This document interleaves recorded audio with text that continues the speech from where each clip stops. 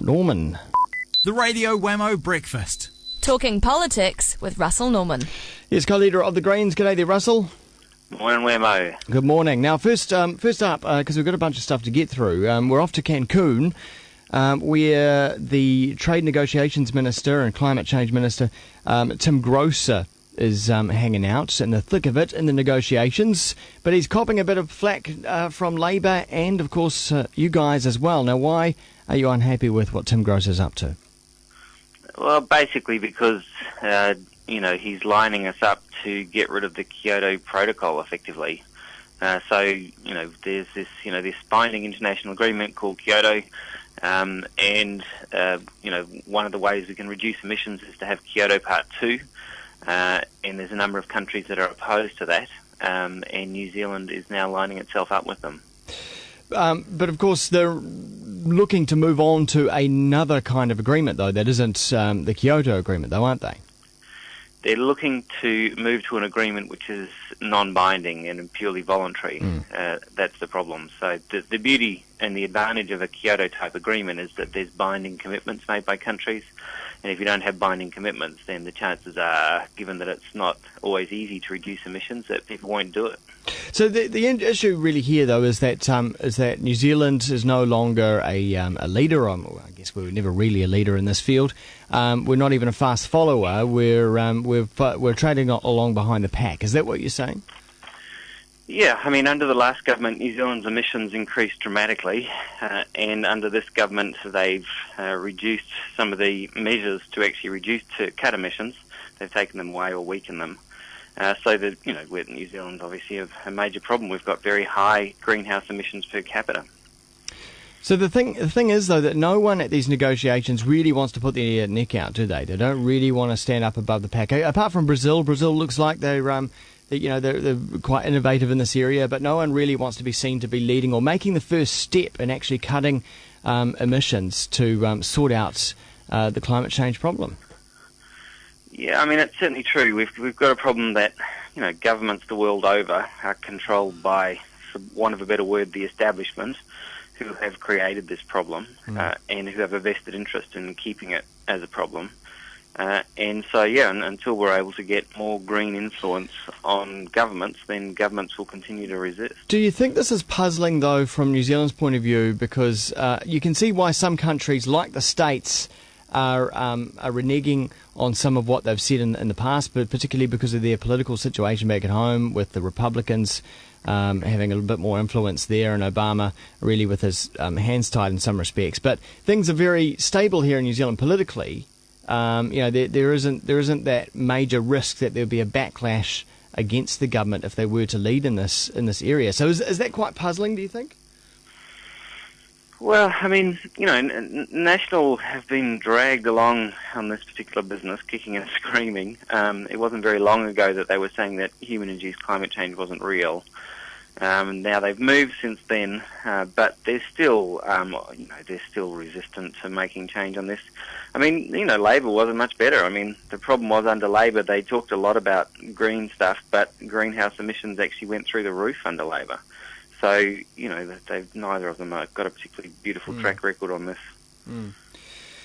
But I guess what I'm saying is that the situation here in New Zealand is quite stable. So, and if all the science is accepted by the two main parties, then there really is there's no hurdles, there's no stumbling blocks. We can really start to make the change and green the economy and be world leaders in this area. Yeah, I mean, part of it is that, when you make change, some of the people that think they've got something to lose are much more likely to complain, and the people that have something to gain are much less likely to speak out. So the current polluters in New Zealand will complain, but those the new green economy and the new green jobs are still being, haven't been created yet. So there is a kind of imbalance when you're trying to make this kind of change, which does make it harder. Yeah. And, there are very strong voices in New Zealand opposed to any serious movement on climate change. What do you think? Do you think any deal will be struck in Cancun? Do I think what, sorry? Do you think a deal will be struck in Cancun? Or will it turn into another Copenhagen? I don't think it's going to be like Copenhagen, because there were, the people had an expectation that something positive would come out of it.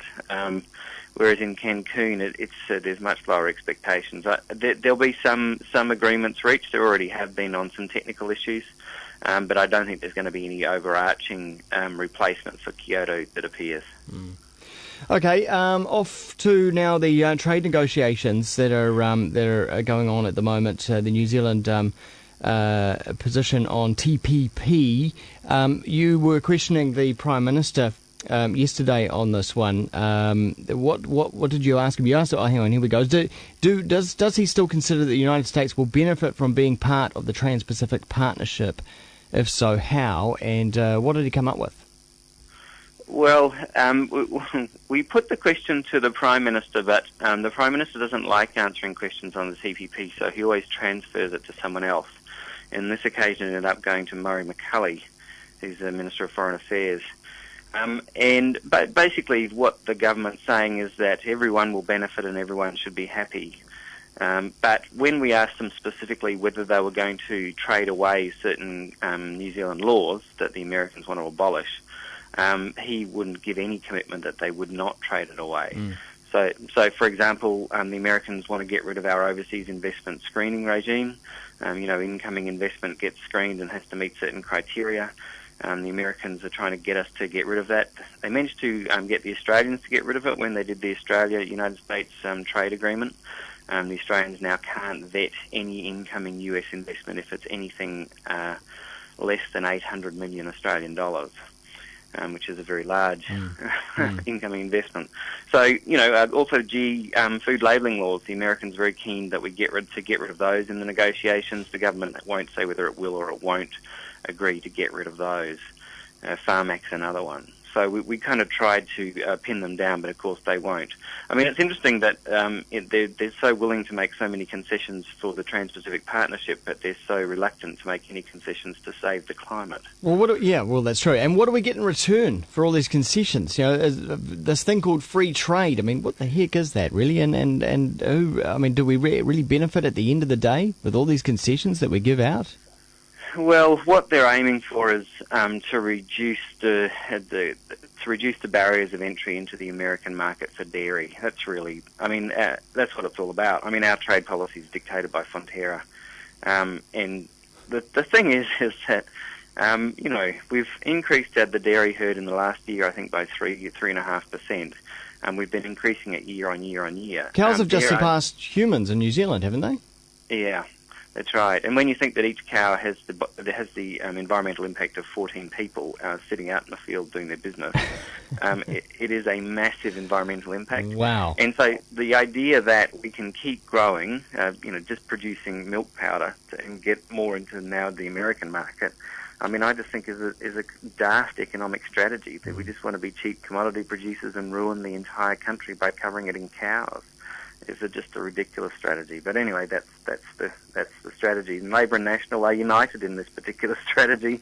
They're totally in awe of the ideology of so-called free trade. All right, thanks very much, Russell. A pleasure. Co-leader of the Greens, Russell.